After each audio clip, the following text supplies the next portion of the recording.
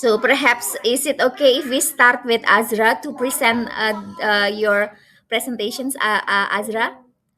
So I will introduce Azra. Azra is a development and social sector leader with 26 years of experience advocating for persons with disabilities, women, youth, and marginalized communities.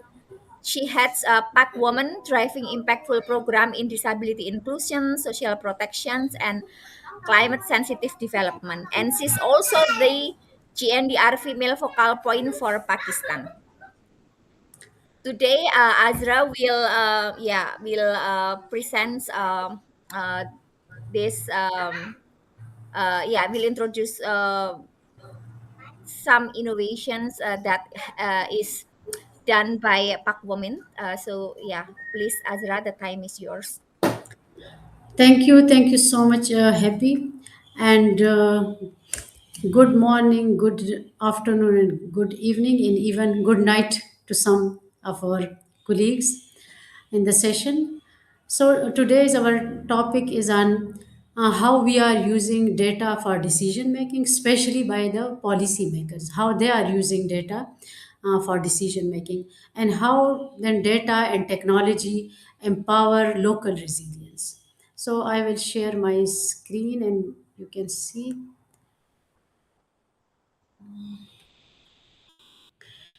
So, first of all, I will also thank GNDR, and I would like to appreciate the organization of this global summit, which is happening for the last 4 days and very successfully.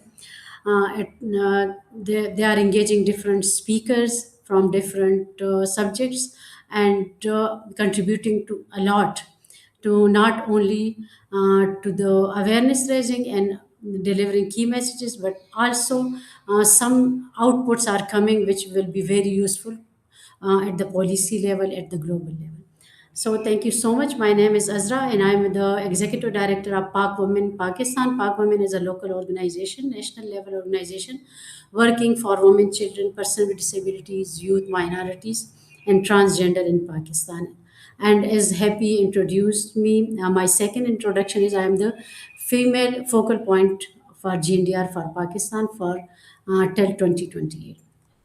So, Pak Women, this is a women led organization established by a group of young women in 1998, working for women, children, youth, persons with disabilities, religious and gender minorities, for their social, economic, and political empowerment and inclusion. Pak Women has successfully completed 60 plus projects in partnership with UN agencies, development agencies, government institutions, and INGOs. And these includes interventions on human rights, governance at national level and also local governance, inclusive health, inclusive education, inclusive livelihood, and we have started our work on inclusive climate change from 2022. Pakistan was also part of the development process of the uh, Pakistan Climate Change Gender Action Plan. My introduction is I'm the founder and executive director of Pak Women. I have master in business administration and my master in gender and women studies in ongoing, and I'm also planning for a master in climate change soon. Um, Already, as mentioned, female focal point for GNDR for Pakistan. I have also completed a course, 23-day international certificate course from Nepal in Australia on multi-scale integrated river basin management in the Hindu Kush Himalayan. And the key components were environment and climate change and also JETC, gender and disability, social inclusion. So these are some photos. Park Women is working with person with disabilities on their health, on their inclusive education, even on digital skills for youth with disabilities, on their social and economic inclusion. These are some pictures for the last 2 3 years when disaster hits Pakistan, especially particularly the floods, the flash floods in the northern areas of Pakistan, the Khyber Pakhtunkhwa, in which there were very devastating floods in Sawat and also in Bunair and also in some areas of Gilgit-Baltistan and Chetral, and some are areas of Islamabad, even the capital of the Pakistan. So, Pak women, we are working with women leaders from the newly merged districts. These are the tribal district at the border of Afghanistan. And in Pakistan, and Khyber Pakhtunkhwa province, particularly, the culture is very strict, very conservative. But besides the challenges and very conservative culture, Pak women tried to include women in the Jarga system, in the dispute resolution and peace building processes, also work with Afghan women leaders and build their economic and social capacities, also work with girls for their education and so many other interventions. So, some details of Pak women in context of the climate change. So, climate change is not only a threat to environment in Pakistan, but also the economic security of Pakistan. So, what is needed without proper action, climate-induced disaster in Pakistan would come more intense. Pakistan has experienced significant temperature increases over the past few decades, and the average annual temperature has increased by about 0.5% since the 1960s. By 2050, it is projected that the average temperature will rise by an additional 1.3 degrees to 1.5 degrees centigrade. Over the past years, the intensity of climate induced disaster in Pakistan has significantly increased. With over 1,700 deaths and 12,000 injuries, World Bank reported the economic losses and reconstruction in flood-hit areas of Pakistan in 2022 to be over 40 billion US dollar. And again, there were floods in the 2023, 2024, and 2025. So the losses and injuries and deaths are many more. An increase in the number of people affected by flooding in Pakistan. So around 5 million people exposed to extreme river flood by this is estimated that by 2035 to 2044, around 5 million more people will be exposed to extreme river floods, and potential increase of around 1 million annually exposed to coastal flooding by 2070 and 2100. So the rainfall patterns are becoming increasingly erratic, while annual precipitation is expected to decrease in some regions. Others may see more intense and unpredictable rainfall events. So this variability is already contributing to extreme weather events like floods and droughts in Pakistan. The World Bank estimated that the combined risk of extreme climate-related events, environmental degradation, and air pollution are projected to reduce Pakistan GDP by at least 18 to 20% by 2050, which is very alarming situation. So this will start progress on economic development and poverty reduction. So, some ground reality on data and also on disasters. So, community face frequent floods, heat waves, and climate shocks, and limited access to timely and relevant data, and decision often made without local voices by at policy level. So, what is the result of these gaps? Their solutions do not match real needs on the ground.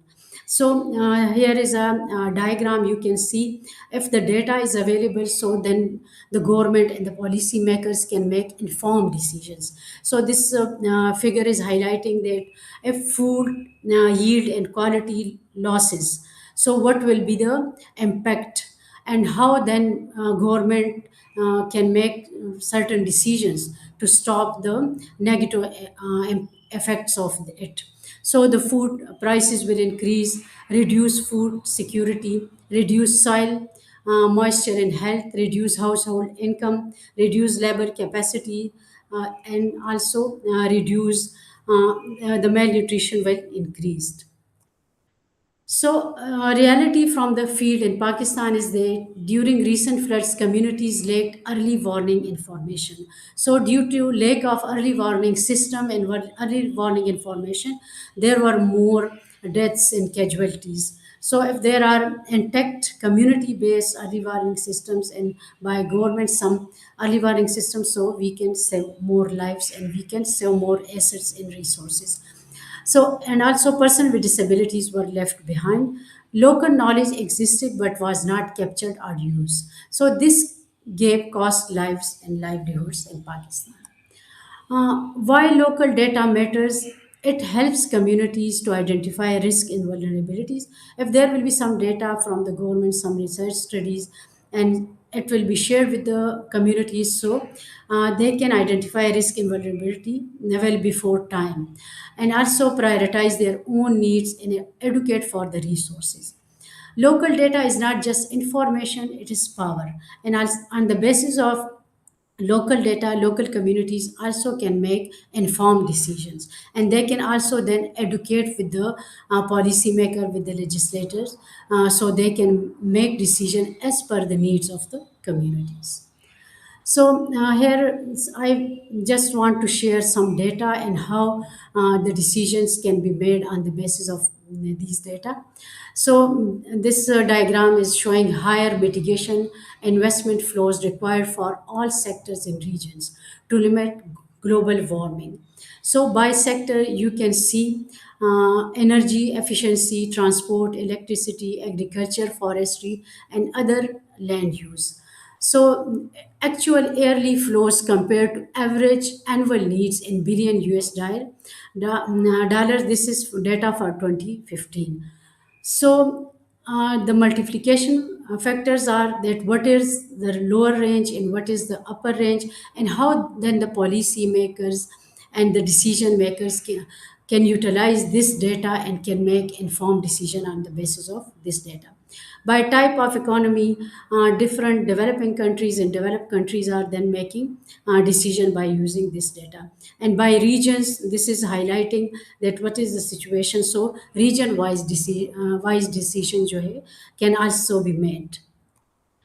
So I would like to share two examples from United Nations Environment Program Adaptation Gap Report 2023.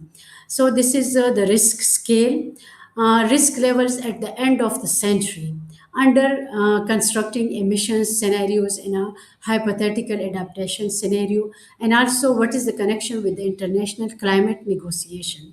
So you can see in the figure that risk level without adaptation, if there will be no adaptation, so the risk level will be very high. And if risk avoided through adaptation, if there will be some adaptation, then we can minimize the risk to the high level.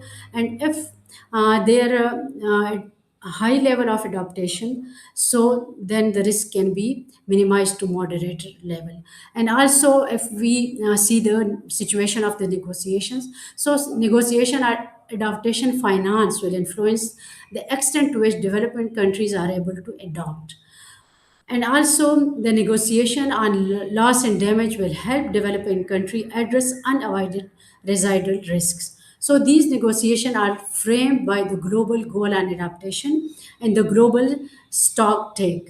So I want to represent here that if we have some data, so on the basis of the data, informed negotiations are made, informed decisions are made, and the risks can be minimized. This is also related to the gender and inclusion, social inclusion related adaptation gap report. Uh, uh, this figure is highlighting that if the modified gender continuum used for the analysis, how we will be making an analysis that is the gender and also social inclusion is there or not. If Jesse blind situation, no recognition of the need to take in account gender and socially differentiated vulnerabilities. So JC blind project typically reinforce existing inequalities. So we should move from JC blind to JC specific and JC integrative. And the most ideal situation is JC responsive.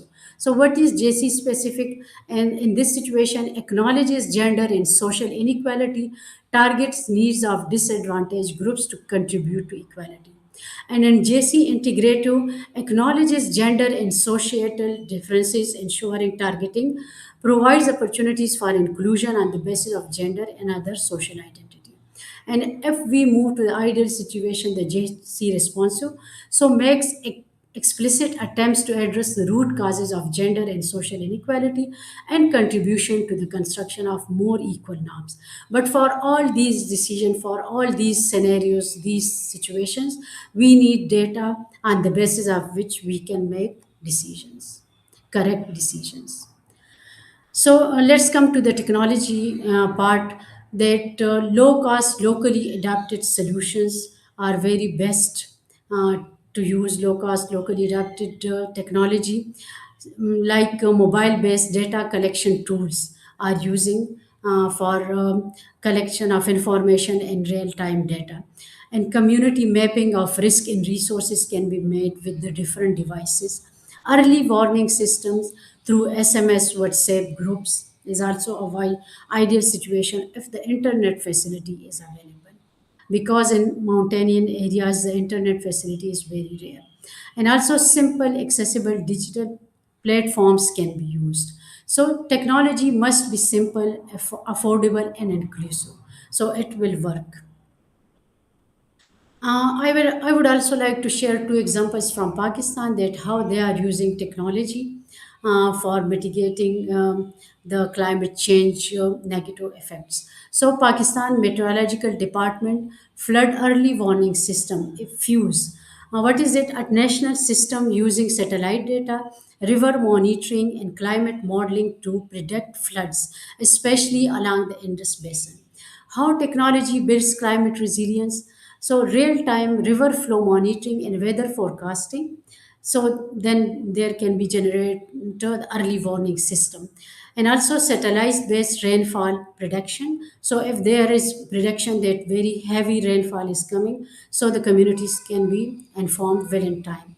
And also digital flood forecasting models, alerts shared through SMS, media, and government channels. What is the impact of it? So early warnings before major flood events like the 2022 Pakistan floods, communities and authorities get time for evacuation and preparedness, and also reduced loss of lives compared to past decades. SPARCO is also an institution of Pakistan government, and satellite-based drought and crop monitoring they are doing. What is it? Pakistan's space agency uses satellite imagery and remote sensing to monitor droughts, vegetation, and water stress. How technology builds climate resilience. So, through this intervention, satellite data tracks soil moisture, rainfall patterns, and crop health. Early identification of drought prone areas, and data share with government for planning, irrigation, and agriculture support, and supports climate smart agriculture decisions. What is the impact? Helps farmers and policymakers respond to droughts and changing rainfall patterns, improves food security and water management, and enables early action instead of crisis response. Here, I would like to give one example from Park Women work. That Park Women is working on plantation and also on the prevention of deforestation. So, one intervention is reducing deforestation and enhancing forest conservation through governance, community engagement, and digital monitoring.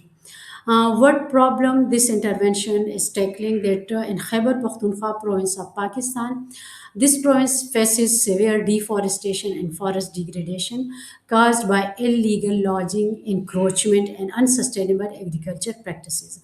This reduces forest cover, weakens carbon sequestration's capacity, increases greenhouse gas emissions, and threatens biodiversity. To address these issues, Khyber Pakhtunkhwa has implemented regulations under the Khyber Pakhtunkhwa Forest Ordinance of 2002, specifically Section 102, which authorizes the establishment of joint forest management committees, various community-based structures including GFCs, village development committees, and women organizations. So, Park Women is working on strengthening community governance, capacity building of community structures like RSD plus, sustainable forest management, carbon monitoring, gender mainstreaming, governance, and leadership. And also strengthening forest department capacities, training field staff, 30 members training, provision of remote sensing tools like drones, and training on digital forest monitoring. and creating awareness in community outreach through theater, radio programs, school engagement, mosque announcements, environmental champions. Teachers and religious leaders are our environmental champions, and distribution of fuel efficient smokeless stoves to reduce fuel wood consumption and indoor air pollution. And luckily, this intervention is liked by the IKI GIZ for funding for the years 2026 and 2027. So, what is the impact of data and technology on the communities? Improved preparedness and response, increased community ownership, greater inclusion of women, persons with disabilities, gender, and religious minorities in youth, stronger accountability and transparency. So, what is the impact? Community become decision makers, not just beneficiaries. Challenges we face: limited funding for local system, digital divide in remote areas, capacity gaps at community level, and limited trust in local organizations. So local actors are still under supported. Key message: technology can shift power, but only if it is accessible. It is locally driven, it strengthens community voices. Localization is not optional, it is essential. So, call to action: invest in community led data systems, support low cost local technologies, trust and fund local organizations directly. Resilience starts at the front line. Thank you. Let's move from data to decisions together. Thank you so much, Azra. I am here And if there are any questions. yes, we will take the questions after uh, all speakers presenting. Meanwhile, the participants can post their questions in the Q&A box, and we will come back later. And thank you for sharing the example from Pakistan, either from government and also from Pak Women Initiative. Interesting to know this smokeless stove to reduce fuel consumptions and indoor air pollutions. I've never heard before, and highlighting that technology must be simple, affordable, inclusive, and local data and technology also needs the local community to lead as well. So thank you again, Azra. We will come back with Thank the you, Q&A. Rajni. Yes, and for now, I will call Naswan to share the presentations. But first, I will introduce Naswan Ahmed. And Naswan is the CEO of EFAL Yemen Organizations for Development, Yemen's pioneering national organizational and evaluation network established in 2018.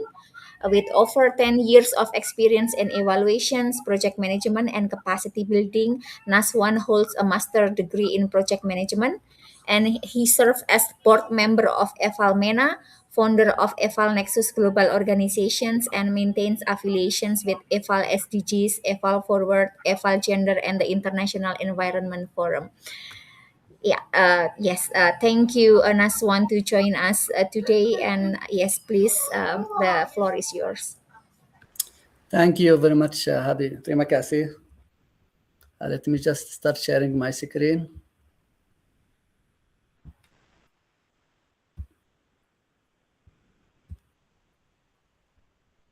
So is it clear? It's coming, yes. We can see Thank the you very much. presentations. Thank you very much. So just let us move forward, talking about from data to decisions, technology, empowering local resilience. Thank you for my colleagues. She talked about how we can empowering data. So just brief, as mentioned by Ebi. Then here we are. So we will understand and the strength how data and technology strengthen locally led DR actions, identify practical tools, re-applicable tools for DDR financing, access, and giant advocacy insight. Then learn some from human. So, what are the challenges, barriers to local DR actions? It is noticeable that limited access to finance information DAR funding opportunities remain inaccessible. We have gatekeepers control information flow. We have barriers to regional international frameworks, and we have gap between global and local actors. Like Yemen, we have fragile conflict-affected contexts, critical barriers facing local DRR actors. In terms of the financing gap, the funding follow disparity. About 85% of DR funding doesn't reach local actors. We have grant opportunities not accessible when needed, and we have application requirements favor larger organizations. What is the evaluation impacts? In this area, we have more than 80 local organization empowered by Eva Yemen in this area.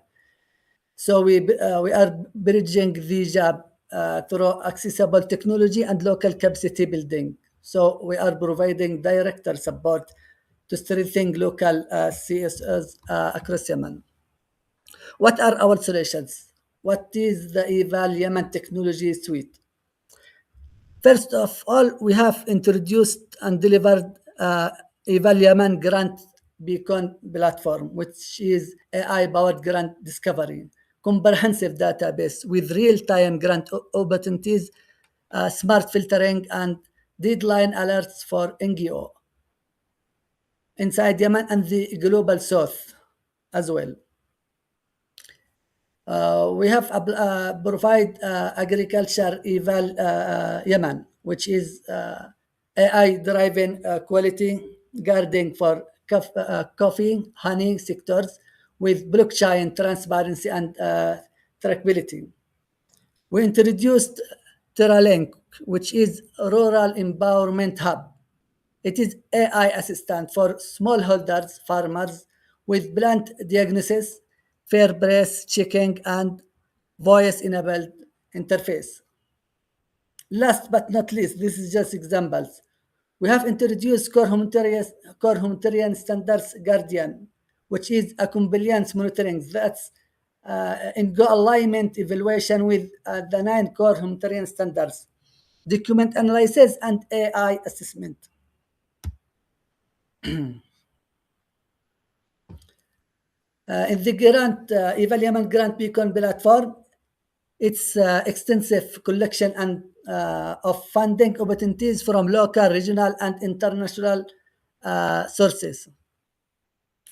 There are a lot of local actors who are served in the risk reduction, but they missed a lot of grant opportunities because they need to go through and search everywhere.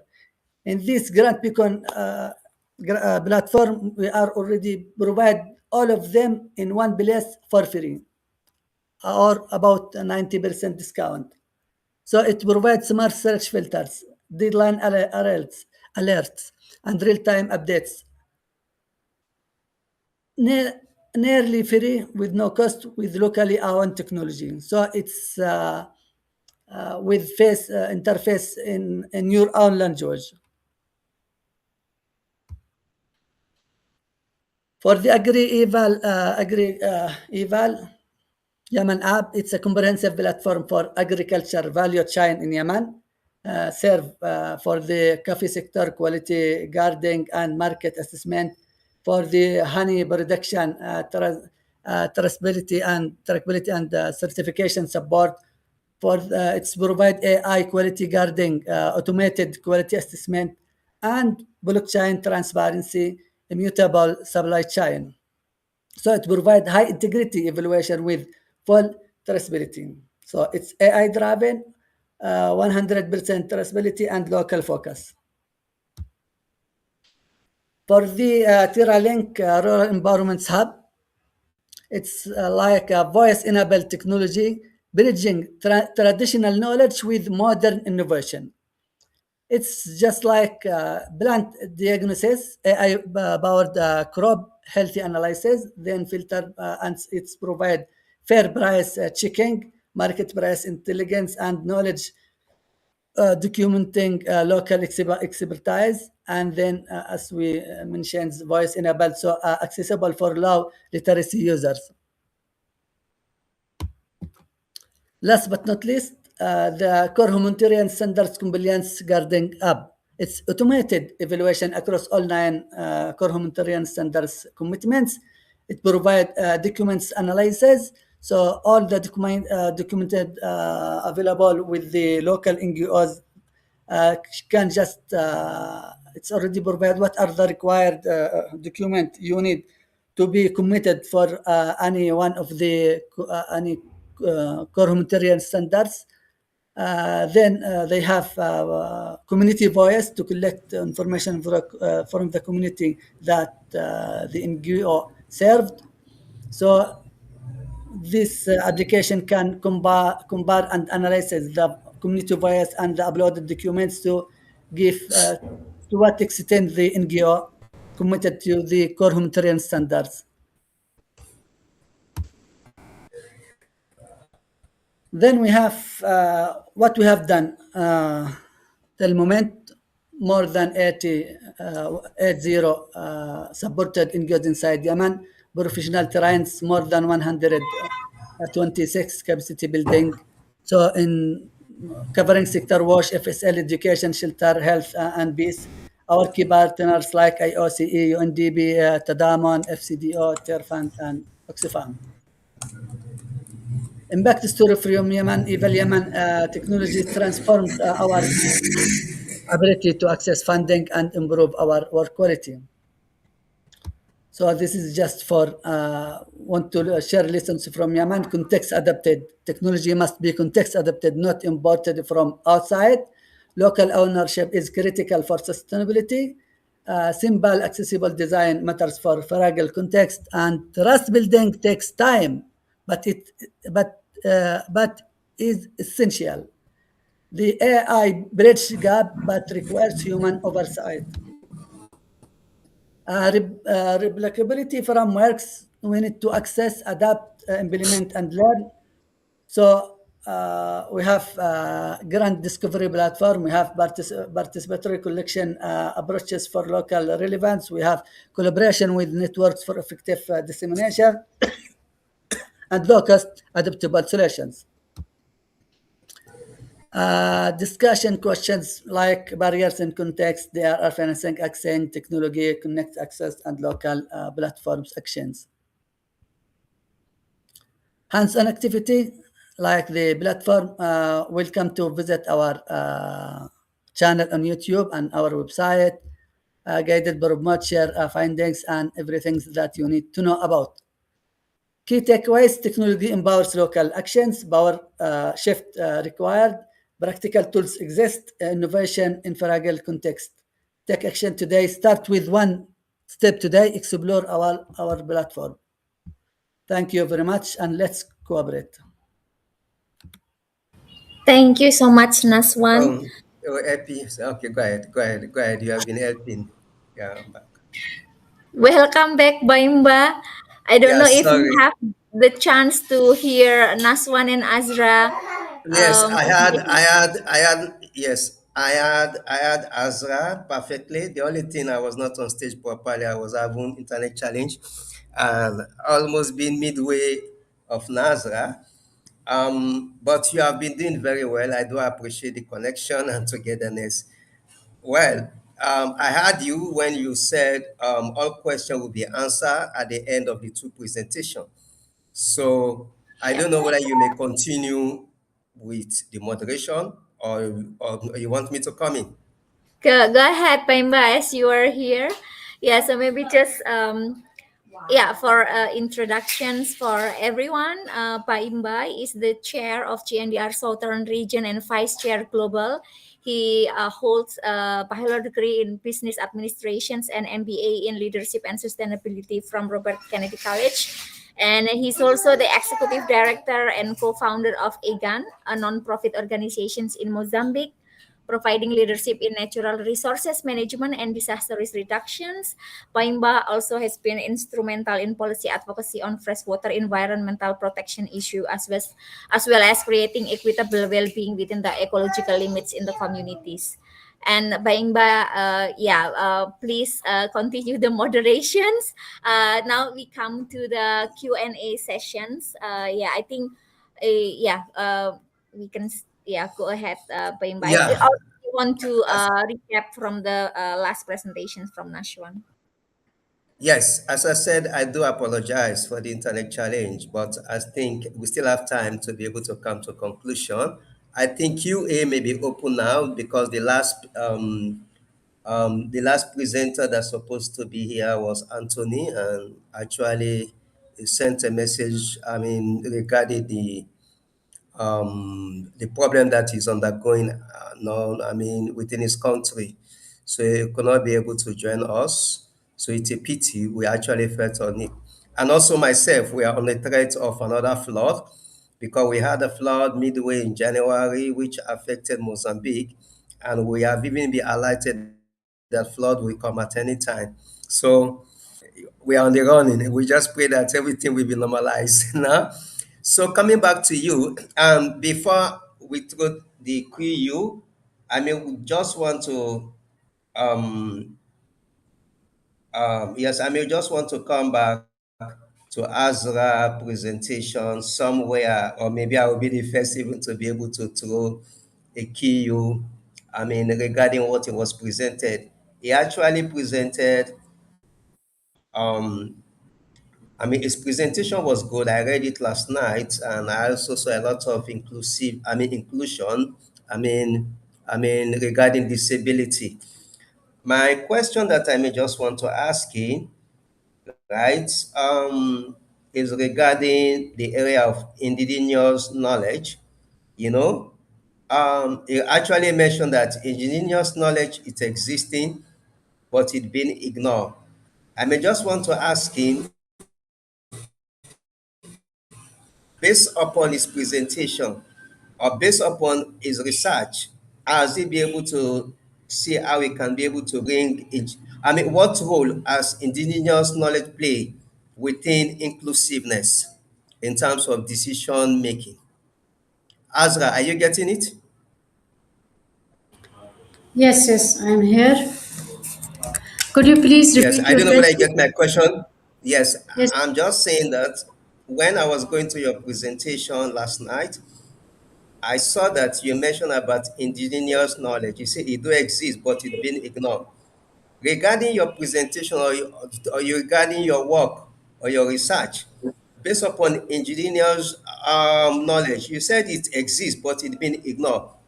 For you yes. now, based Mm. upon indigenous knowledge, what role has it been played in terms of inclusiveness or inclusion within disability? Okay, so yes, of course, the indigenous knowledge is always here because the local people, they know the area, the context, and also the past events. That if there are some flooding, so they know that from which mountain the flood will start, or the waterfalls will start and where it will fall.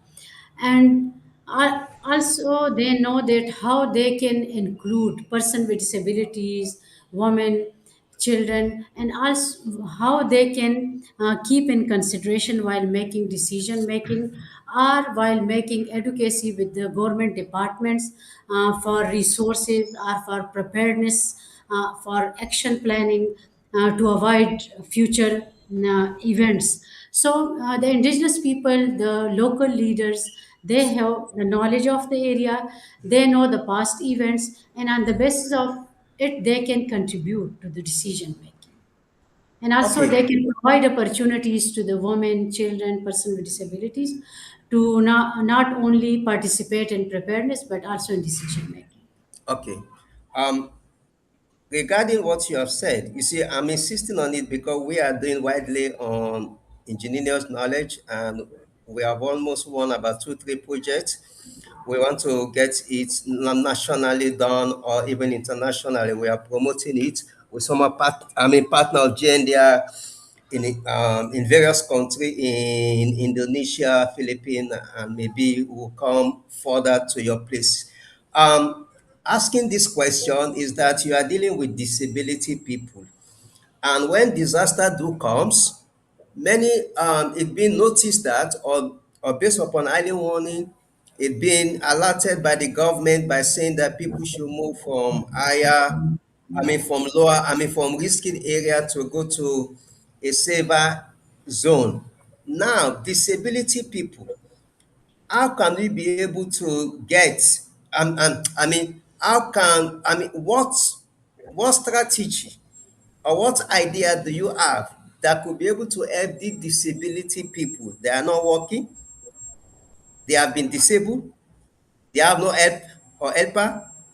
How you and your organization are able to be able to arrest the word of early warning in order to be able to allow these people to be able to get from a risky area to a safer zone. Okay, as in Pakistan and in northern areas, and particularly in those areas of Sindh where the flooding is very common, so there is also extreme poverty. So the first assistant available to the person with disabilities, we are working with all type of person with disabilities like physically disabled, wheelchair user, and also with the blind, and also with the ear impairment people. So the first assistant available is from their families, but if the family is very poor, so they cannot arrange transport, and it is very difficult.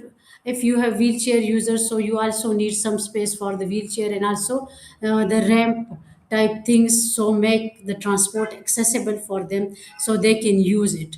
So this is very challenging, but the first assistant available from the immediate family, then from the community, and also then from the government department, and also the organizations like Park Women, another organization of person with disabilities who are working for them.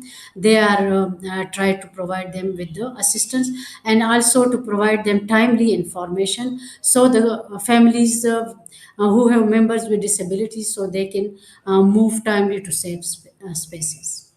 Okay, thank you very much. And before I open the floor to others, I may just want to come to Nazwa presentation. I didn't get him much, but I think I can be able to go back to his presentation and be able to highlight some points. Nazwa, I think you're talking about yes, based upon your presentation, you're talking about um yeah, I just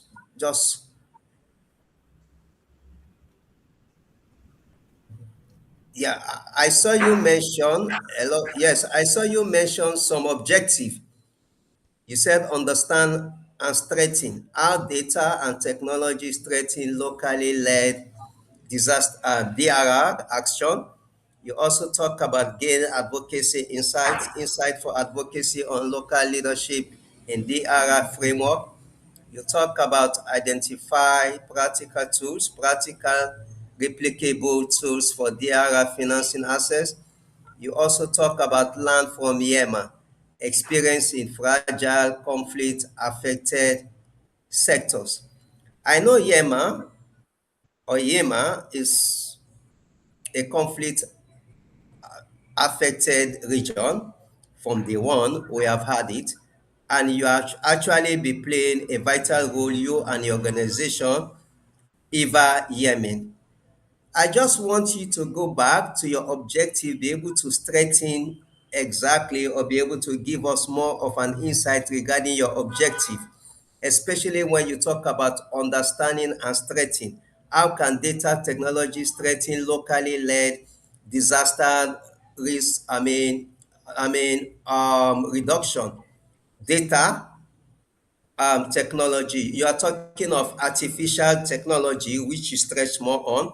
I may actually want you to, yes, I may really want you to give me one or two insight, not everything, how can you be able to use artificial technology in order to be able to reduce risk that you are experiencing within the Yemen context?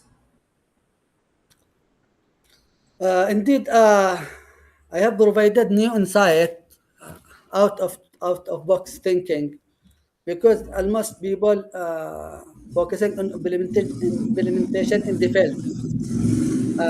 But even implementation in the field, it needs financing. This is the first challenge.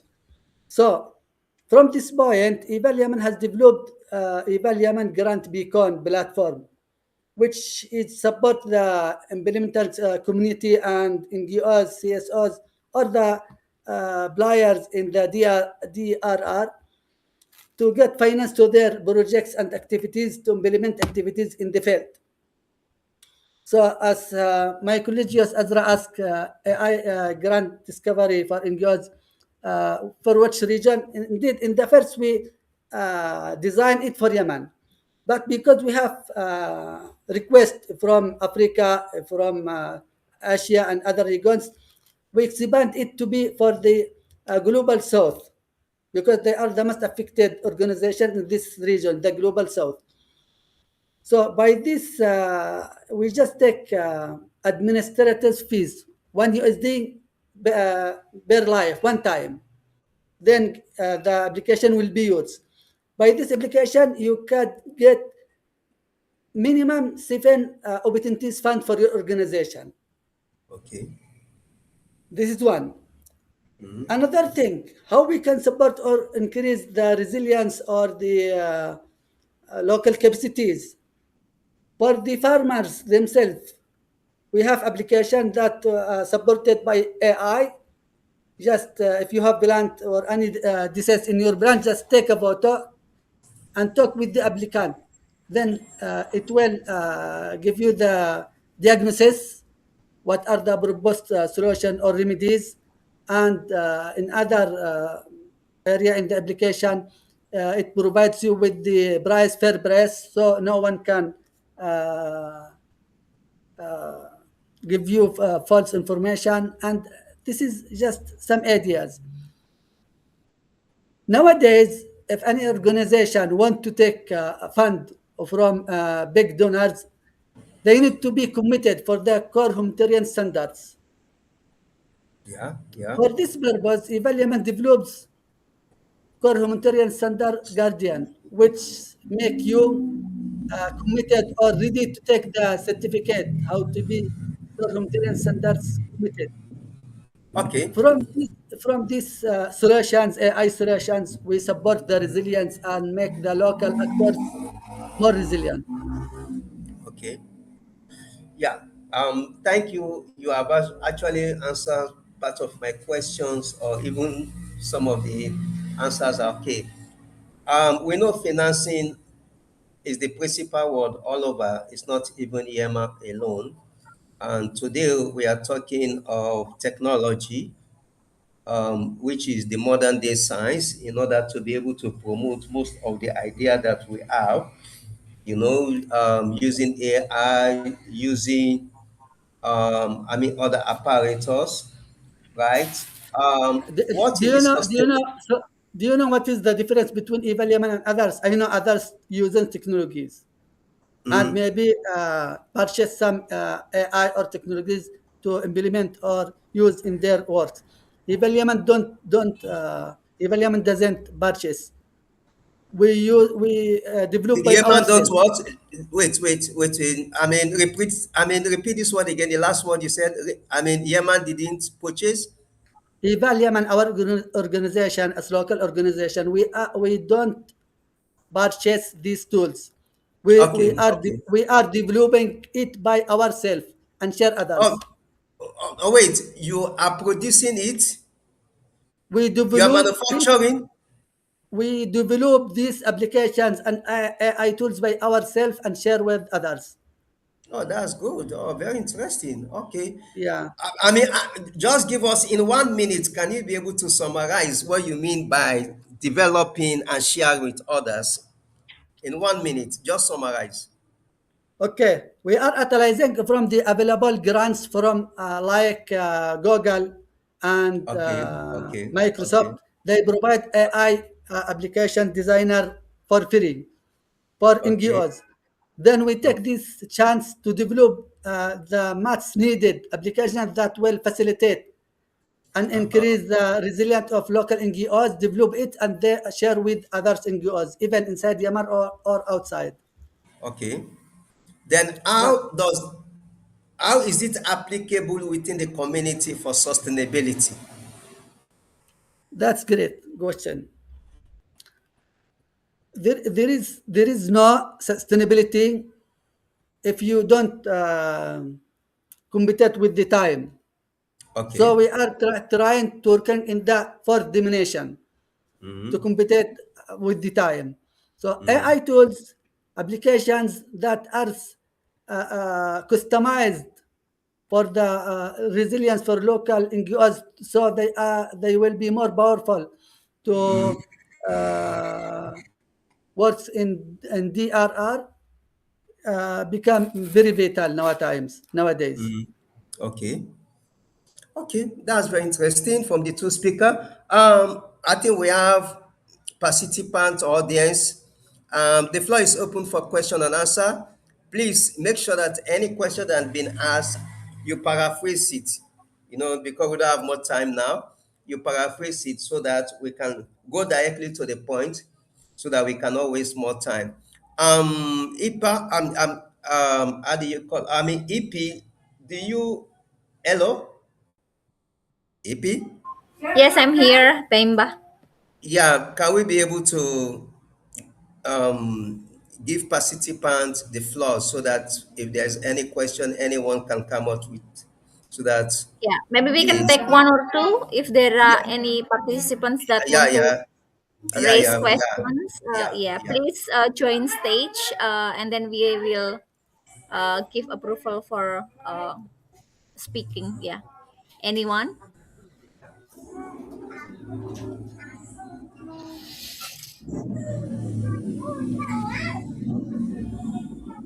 And while waiting, Naswan, did you, uh, Azra, did you got your questions answered by Naswan while he's explaining?